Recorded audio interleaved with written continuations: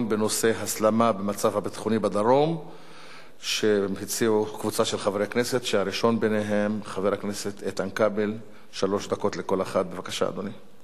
אחריו חבר הכנסת אורלב.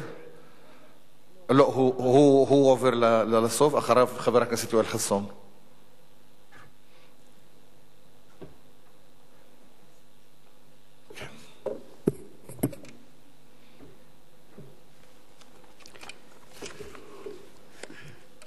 אדוני היושב-ראש, אדוני השר, חברי חברי הכנסת, בעיצומו של ירי טילים נוסף על יישובי הדרום, פתחתי את הטלוויזיה וראיתי, אדוני היושב-ראש, את תשובתו של ראש הממשלה למצב הקשה.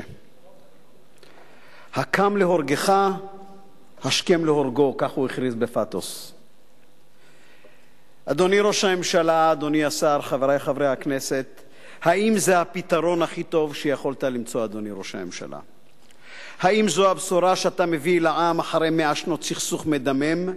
האם המשחק על הרגשות הכי אפלים שלנו היא רפלקס מותנה אצלך? כשאזרח מן השורה או פרופסור אומרים בימים כאלה צריך להיכנס בהם, אני באמת יכול להבין. הבטן של כולנו הרי מתהפכת למראה תושבי הדרום החיים בחרדה אינסופית. אדוני היושב-ראש, כן, גם הבטן שלי, כשאני רואה מה קורה בדרום מעזה. אבל אתה, אדוני ראש הממשלה, אתה צריך להנהיג אותנו מהראש, לא מהבטן. לקבל לא פעם את ההחלטות שהעם צריך, ולא את אלו שהעם רוצה. זוהי מנהיגות אמיתית, ולא כזו המועברת בהודעות לעיתונות או בדפי מסרים. כשתנהג כמנהיג, אנחנו נזהה את זה לבד. אין צורך שתצביע על עצמך ותכריז שאתה כזה.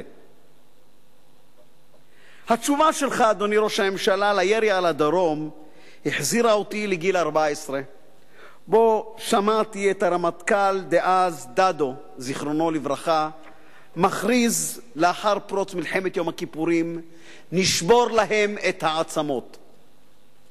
אני זוכר את הרגע הזה, כי באותו רגע הבנתי כאיש צעיר שאנחנו בצרות.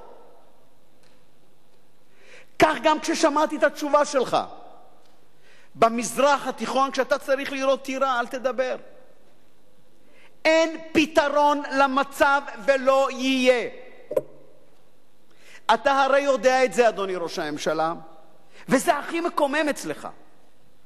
למרות שאתה מבין בדיוק את המצב לאשורו, אתה מוכר את האמת בעבור חופן מנדטים.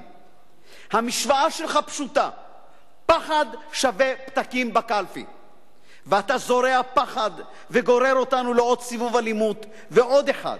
ככל שיישובי הדרום רועדים, כך הכיסא שלך יציב יותר. אלו בדיוק הדברים ששחקו את כושר ההרתעה שלנו עד דק. החמאס מזהה את הוואקום המנהיגותי שיצרת ומכתיב את כללי המשחק. ואתה, אדוני ראש הממשלה, ממשיך ליפול לכל מלכודת שהוא טומן לחזק את כוחו. והחטא הגדול ביותר שלך, אדוני, הרצון העקבי שלך לרסק את אבו מאזן. כאילו מעבר לפינה מחכה פרטנר טוב יותר. כאילו שאין עולם שאיבד סבלנות כלפי ההתנהלות המדינית שלך.